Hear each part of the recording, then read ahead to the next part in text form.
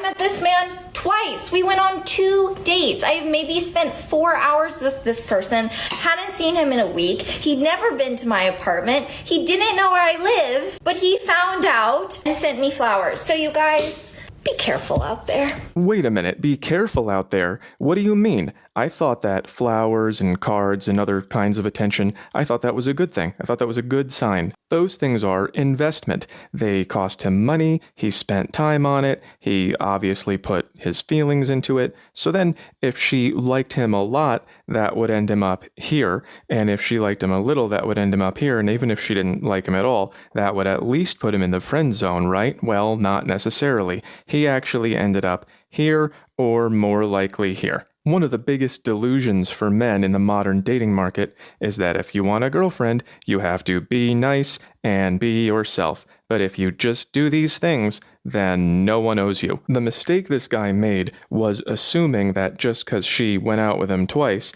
that she must have liked him. He thought, I must be somewhere around here on this scale for her, and if I get her flowers in a card, then I will end up in one of these areas.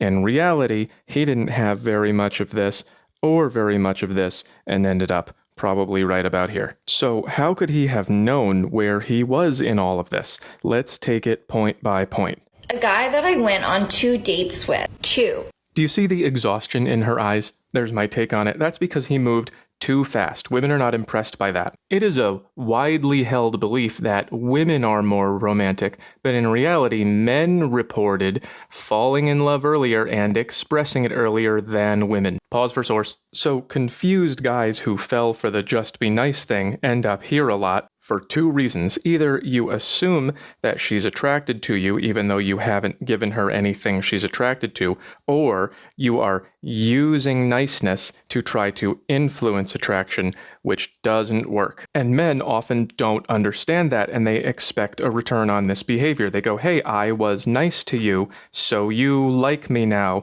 but that's not true. These tired eyes are sick of getting rid of this guy. This emotional exhaustion comes from knowing that now she probably has work to do to convince this guy that flowers in a card do not purchase her interests. Not only was it not very much, it was also a category error. Women sometimes expect you to read their minds, but also sometimes it's not that hard. In this case, the guy was thinking with his head, we've been out on 2 dates, so she must like me, and the girl was thinking, I haven't given this guy any emotional or physical reasons to think that I like him. What is he thinking? So you have to be yourself as best as you can, and then wait to see who likes it. She wants flowers from this guy, not from this one. I'll try to do a video on indicators of interest. And then you do nice things, and you won't get this face. This guy went too fast. What did he do next? Took it upon himself to look up my address and mail me flowers from my dog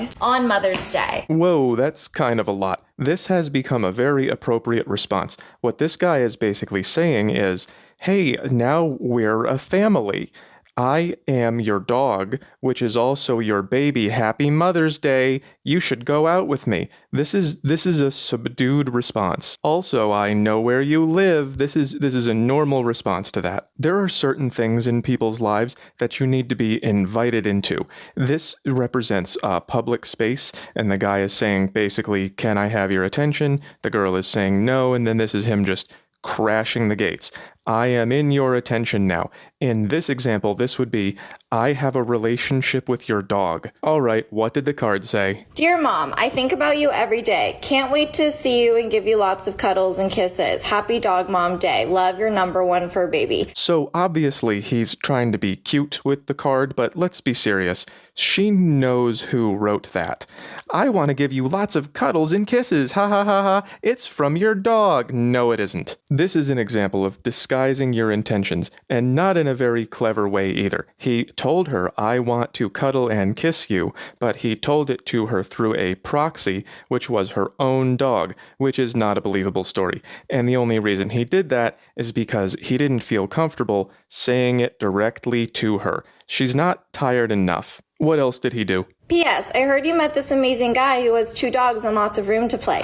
We should sniff that out sometime. Sometimes words are inadvertently uncomfortable. The guy basically wrote, "Hey mom, let's engage in sniffing. Let's use our sense of smell in conjunction with whoever, the guy we met twice."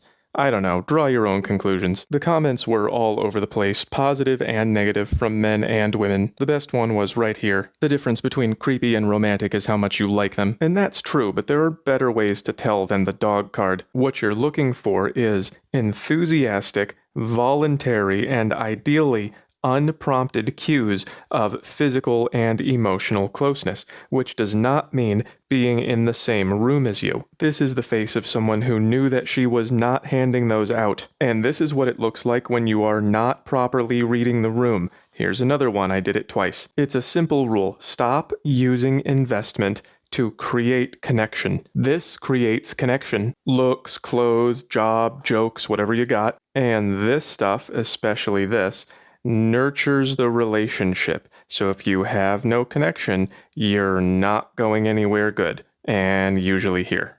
I met this man twice. We went on 2 dates. I maybe spent 4 hours with this person. Hadn't seen him in a week. He'd never been to my apartment. He didn't know where I live, but he found out and sent me flowers. So you guys, be careful out there.